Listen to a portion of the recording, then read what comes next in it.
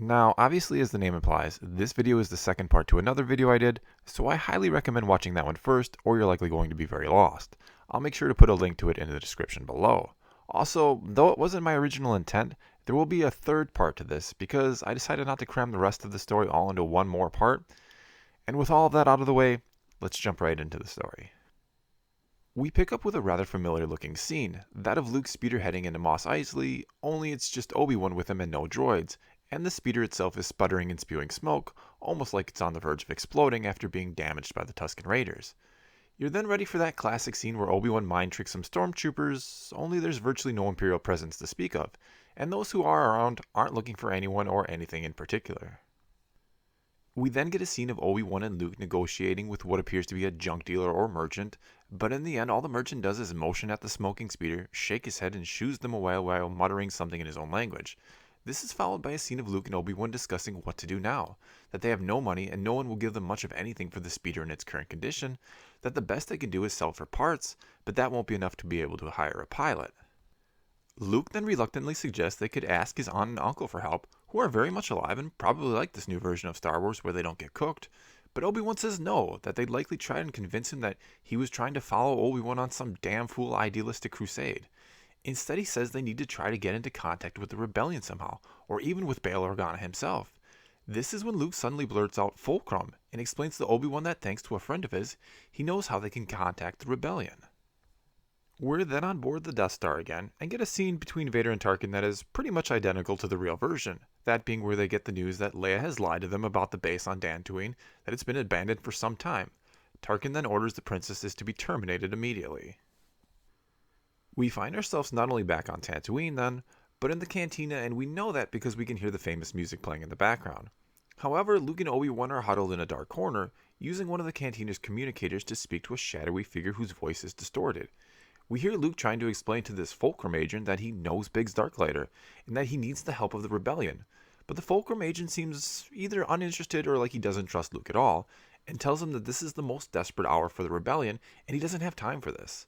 Before the agent can cut the transmission, Obi-Wan finally speaks up and says, "Can you at least get a message to Bail Organa for us?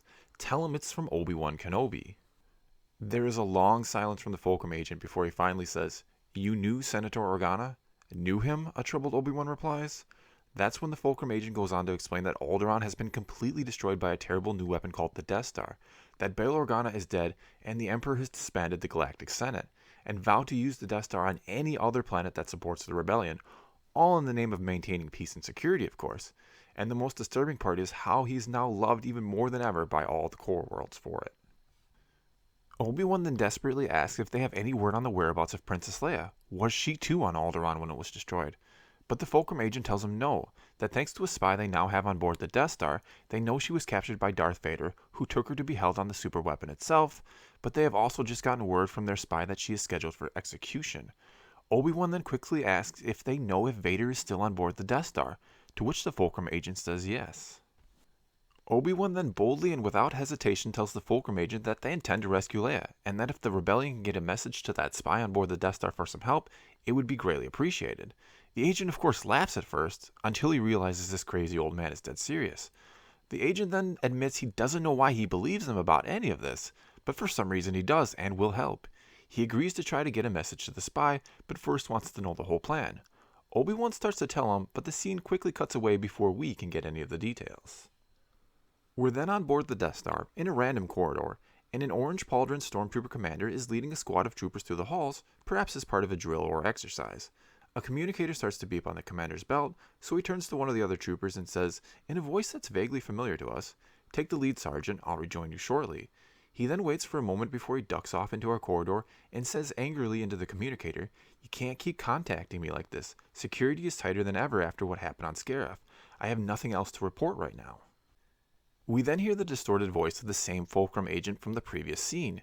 "We need your help," he pleads. "A rescue of the princess is going to be attempted." "Impossible," the commander barks back. "Who'd be foolish enough to even attempt that?" The Fulcrum agent then replies, "Well, this is going to sound a little crazy, and I don't know why I even believed him or that his plan could work, but he said his name was Obi-Wan Kenobi and—" The commander cuts him off. "What did you just say?" The Fulcrum agent then continues to talk as the stormtrooper removes his helmet, revealing the face of a grizzled old clone trooper. Sorry, Cody, I don't know why I believed him, but he said his name was Kenobi, even claims he used to be a Jedi. He's got this crazy plan and... Commander Cody cuts him off yet again and simply says, whatever the plan is, I'm in. We're then back on Tatooine, and it's a scene of Luke and Obi-Wan quickly walking through the streets of Mos Eisley and apparently arguing about something. We hear Luke say, I don't understand why you think Jabba will help us. Hell, I'm surprised his goons back there even got into contact with him for you. Obi-Wan gives a small smile and says, the Force can have a strong impact on the weak-minded. Luke then says, that's great, but why will Jabba give us a ship and a pilot? We have nothing he wants.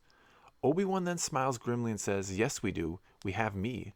Luke shakes his head and looks helpless, and Obi-Wan goes on to explain that he's dealt with Jabba before, back during the Clone Wars, and even helped rescue his son, as odd as that sounds, and that the vile gangster is many things, but above all he will keep his word if he makes a deal, and he's pretty sure he has an offer that Jabba won't be able to refuse. The scene ends with Obi-Wan saying, now let's hurry along, Docking Bay 94 is just over there. We then get a scene of Han and Jabba talking outside the Falcon that looks pretty much like the scene from the special edition, only this time it is Jabba telling Han that if he does this for him, all his debt will be forgiven and he may even consider hiring him again in the future. After some reluctance, Han finally agrees, and as he does, Luke and Obi-Wan enter the hangar. Jabba's thugs all raise their guns and point them at the newcomers, but Jabba tells them all to lower their weapons because Kenobi is an old friend of his. As Jabba and Obi-Wan begin to discuss the plan, the screen pans over to Boba Fett, and we see he has not lowered his weapon like all the other thugs did, but still very much has it trained on Kenobi, a man he first met many years ago when he was just a boy on Kamino. We then jump to a scene on the Death Star that begins with Tarkin saying to Vader, Obi-Wan Kenobi? You're telling me Jabba has captured him and is just turning him over to us? Vader quickly elaborates, his price is high and he has a list of demands. Tarkin then continues, this is either the greatest coincidence of all time or... But before he can finish, Vader interrupts him and says, or part of a plan to rescue the princess. She must be more valuable to the rebellion than we even realized, and he must be the one she was trying to get the plans to on Tatooine in the first place. Either way, this plan of his to rescue the princess will not succeed. But then Tarkin says after a quiet moment of reflection, perhaps his plan should succeed. Hold off on the execution of the princess and agree to whatever demands Jabba makes. Then tell them they are to deliver the Jedi to us here. We're then in the cockpit of the Millennium Falcon, and we immediately hear Han say to Luke and Obi-Wan, this plan of yours is never going to work. Obi-Wan smiles knowingly. It will work because the Empire will let it work. Han rolls his eyes and starts to flip some controls to fire up the Falcon, and gives some orders to Chewie, who is of course there with them. Chewie then says something to Han and hits a button, and a small hologram of Bib Fortuna appears and lets them know that the Empire has agreed to all of Jabba's demands, and they are to deliver the Jedi to a battle station that is currently in the Alderaan system. Once the hologram is gone, Obi-Wan smiles again and says, you see, all according to plan. Han shakes his head and simply says, I've got a bad feeling about this. We then get that classic scene of Luke fighting the training drone, which plays out pretty much as it always has, until it gets to the part where Obi-Wan says, you've taken your first steps into a larger world, because he now adds, but your next steps will be shown to you by another. Luke looks confused, and Obi-Wan goes on to explain that once this is all over, he must take his sister and go to the Dagobah system and seek out the Jedi Master named Yoda. Luke asks what he looks like and how we'll be able to find him there, but Obi-Wan assures him that, if he lets it, the Force will guide him. Luke asks why he just doesn't train him, but Obi-Wan tells him no more questions for now, and eventually Luke agrees and the scene ends. We're then on board the Death Star, and in a dimly lit red-hued chamber unlike any we've seen before. We see Vader drop to a knee as a flickering blue image of the Emperor appears. What is it, Lord Vader? He demands. Obi-Wan Kenobi has been found and captured by Jabba the Hutt on Tatooine, Vader replies humbly. The Emperor then says, how very clever of him to hide from you in the last place in the galaxy you'd ever dare look for him.